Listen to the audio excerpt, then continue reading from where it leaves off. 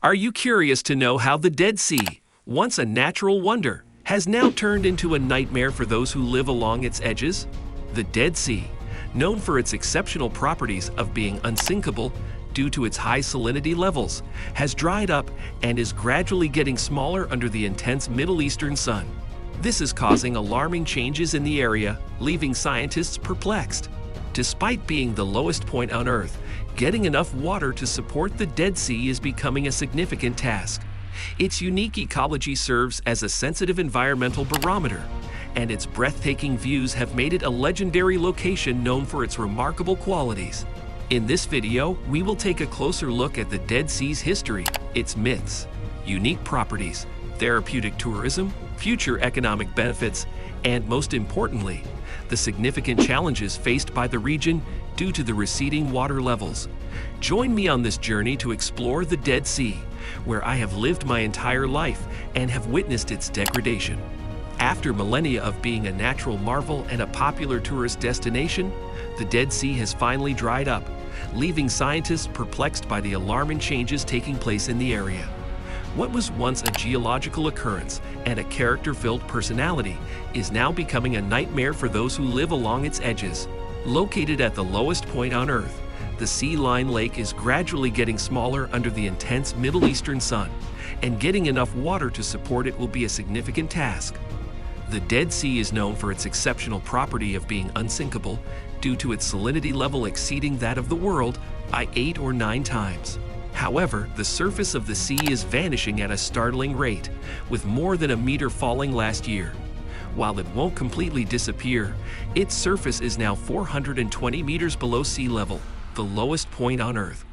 The Dead Sea has a unique ecology and serves as a sensitive environmental barometer, and its breathtaking views, almost lunar in appearance, have made it a legendary location known for its remarkable qualities. Legend has it that even Cleopatra used local products in her beauty routine, including acid milk and almond extract. The Middle East is home to numerous myths about the Dead Sea, which was believed to be visited by King Herod, who had a winter palace nearby for his health. However, his reputation as a celebrity endorsement has been tarnished due to his historical actions. The Dead Sea was an important source of salt, which was used as currency because of its high value. During the Roman rule in the region, they maintained strict military control over the roads around the Dead Sea to safeguard their supply.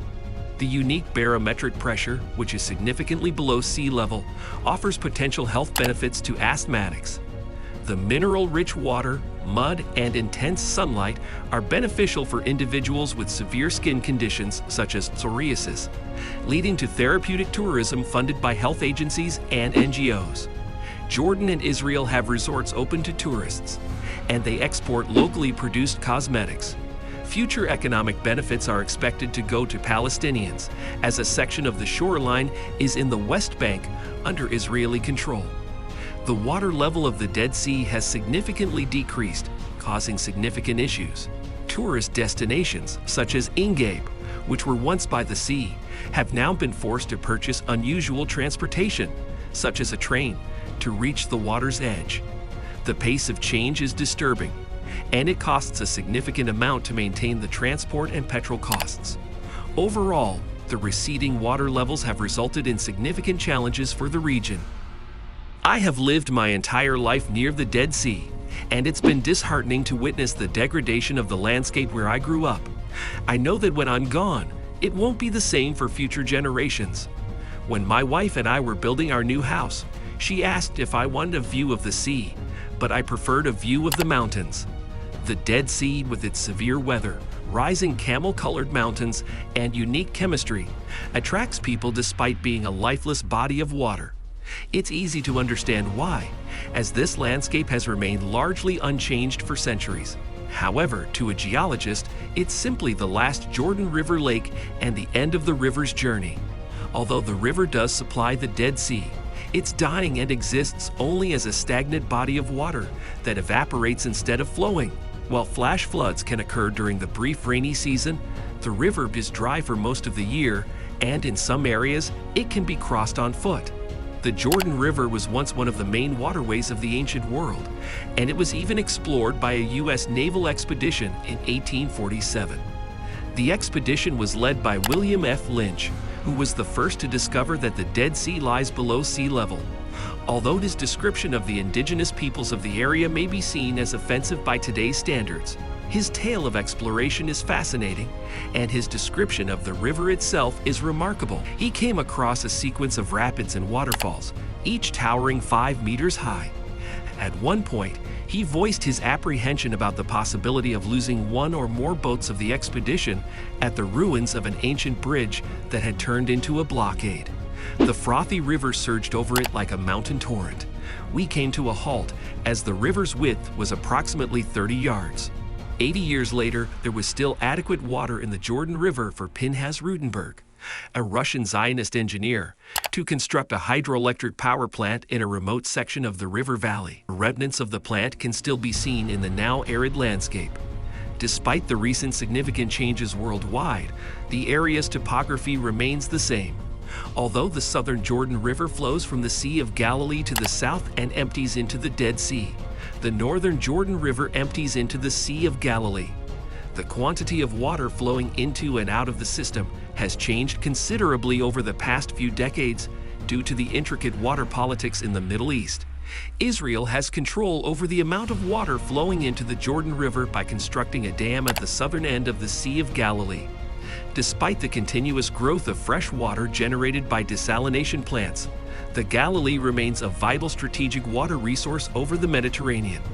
A decade before the construction of the dam in the 1950s, the Israeli government began extracting water from the Jordan Valley system. Farmers in Jordan and the Palestinian region of the West Bank are facing problems as they depend on water for their crops and livelihood. While Israel possesses the resources and expertise to ensure that its citizens have enough water, it also faces challenges. The Yarmouk River, which flows through Syria, feeds the Jordan River. Syria has constructed over 40 dams in the last 3 decades to regulate water in the Yarmouk, which was previously the source of water for the Jordan River.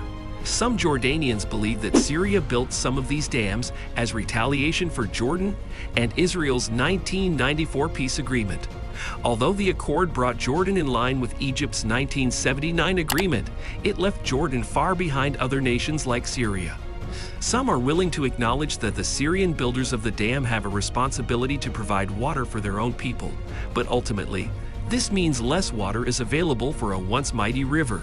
Jordan has also constructed dams for its own purposes, and strategic disputes over dam construction have arisen not just in the Jordan Valley, but throughout the Middle East.